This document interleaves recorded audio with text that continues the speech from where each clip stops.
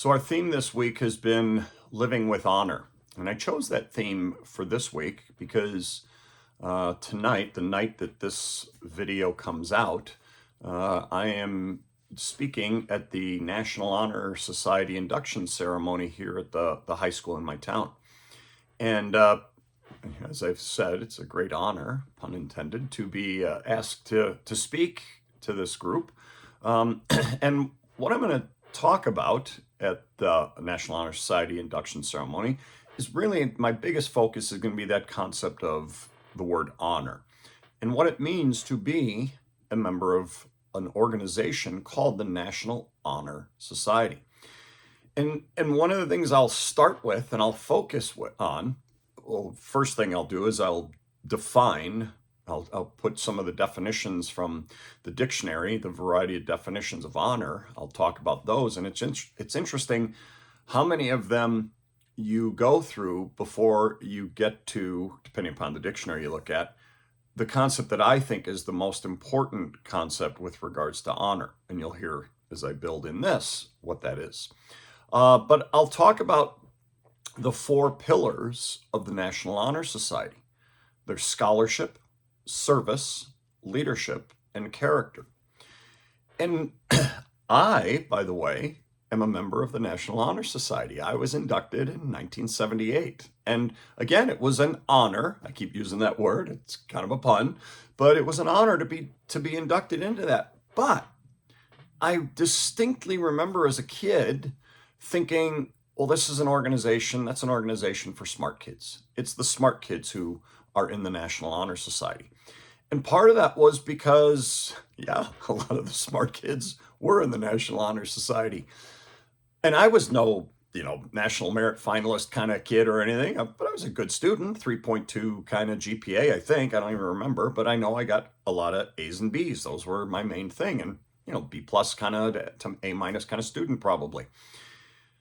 So I thought, oh, that's what this is all about, or this is the main thrust of this organization. And quite honestly, throughout the first part of my teaching and coaching career, I thought the same thing. It never really occurred to me, Scott, look at the title, look at the name of the organization, National Honor Society, not National Smart People Society. And it started to hit me, there's so much more to this than just, were you a smart student? And so the more I dive into it and find the four pillars, it's like, oh yeah, service, leadership, character. And in fact, as I grew older, got older, and I would see students, I'd talk to students who at the schools I've been at who were being inducted into it about it. The more I realized, yeah, this is about so much more than just whether, the scholarship piece. And not that that's not important. Yes, it is. But let's face it, there are many honorable people doing great things in this world who weren't necessarily the greatest students, the greatest in terms of, grades. And there are people in this world who are really smart who we would not classify them as necessarily being honorable people or people of honor, right? And so there's so much more to this concept than just were you smart. The concept of service, I think, is outstanding. I love that, there's this idea that we're here to help others and do all that we can to help others in some way, in some fashion, whether it's helping others in need who are hurting, or in our world, those of you who are coaches, learning the concept of serving your teammates, and doing the best you can to have a selfless team first attitude. I'm going to talk about that a bit tonight in the speech.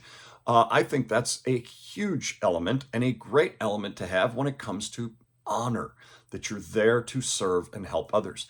And then what I like is that leadership comes after it. Now, I don't know if, in every single time the National Honor Society, puts out, or talks about their four pillars, it goes in the order that I'm going to be going in: scholarship, service, leadership, character. But that to me is an outstanding way to do it, because leadership following service gets me to be able to talk about the idea of servant leadership, something I just grew to love over the course of my career. And quite honestly, when I was a young teacher and coach and even a student and student athlete, To me, leadership was somebody's up there in charge, pointing, telling you what to do, barking out orders, kind of the drill sergeant kind of person.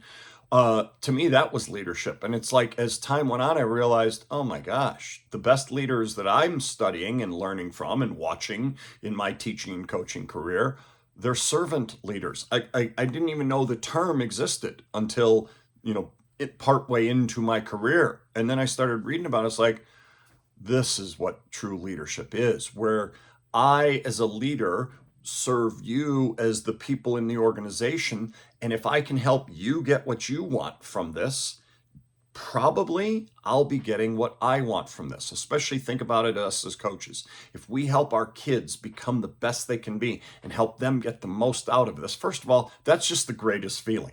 All right, to know that I've helped somebody else, I've served somebody else in that way.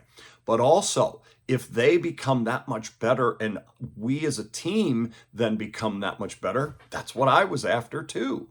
And so that concept of servant leadership I'll touch on. And then I'll build to what I think is the most important element in honor, and that's character. The concept, I cannot even think of the term honor without thinking of people of great character, people who have integrity. And while we all will fall short at times in our lives on our path to honor, our path to character and integrity, those who consistently display it, work toward it, and try to infuse it in others and spread the concepts of character, integrity, and honor, those are the people that we really want to focus on when it comes to honor. And so I'll be talking about in the proactive coaching presentation that I do called Life Lessons for Athletes. We also do it as life lessons for leaders, teammates, because I've done that not only for sport teams, but for entire school districts. I've done it for our fire departments here in town. When we talk about the concepts in the life lessons presentation, one of the key characteristics we talk about is integrity. And it's that same piece. It's that concept of, you are a person of character. You are a person, your actions are aligned with your beliefs, with your words and actions are aligned. You are who you say you are. And I love that concept because that's what honorable people do. They do the right thing. You're going to be faced with different ethical dilemmas and challenges, but the person of honor always does what he or she says they would do based on their standards. And then that person is choosing to do the right thing. And I love that concept. And I'll close, or close to the end of the presentation, the speech tonight, I will close with a quote that I did just this past week or this past Monday on the Great Quotes for Coaches podcast. I also did it in episode 22 of the podcast a few years ago. And it's by Senator Alan Simpson from Wyoming. And we do this in the Life Lessons for Athletes presentation too. If you have integrity, nothing else matters. If you don't have integrity, nothing else matters.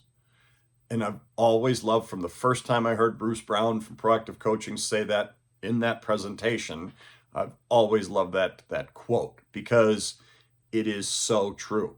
When it comes to leading people, when it comes to being people of honor, if you have integrity, while all the other characteristics that we talk about in that presentation or that you can consider being important in life, they're all important, absolutely. But if you have integrity, the rest of them just aren't. They don't matter nearly as much, as that one because it's so important. But if you don't have integrity, you can have all the others. It just won't be the same because you lack integrity, you lack character, or you lack honor. We want to be people of character, honor, and integrity. Love that concept. And I'm so excited to speak about it tonight at the National Honor Society induction ceremony. This Friday, I'll have a blog post about it as well. Might go a little different direction than I've gone with the podcast episode and this video, but we'll see. So come check that out on Friday and come back next week to see what our next theme is here on the Slam Dunk Success YouTube channel. We'll talk to you again then.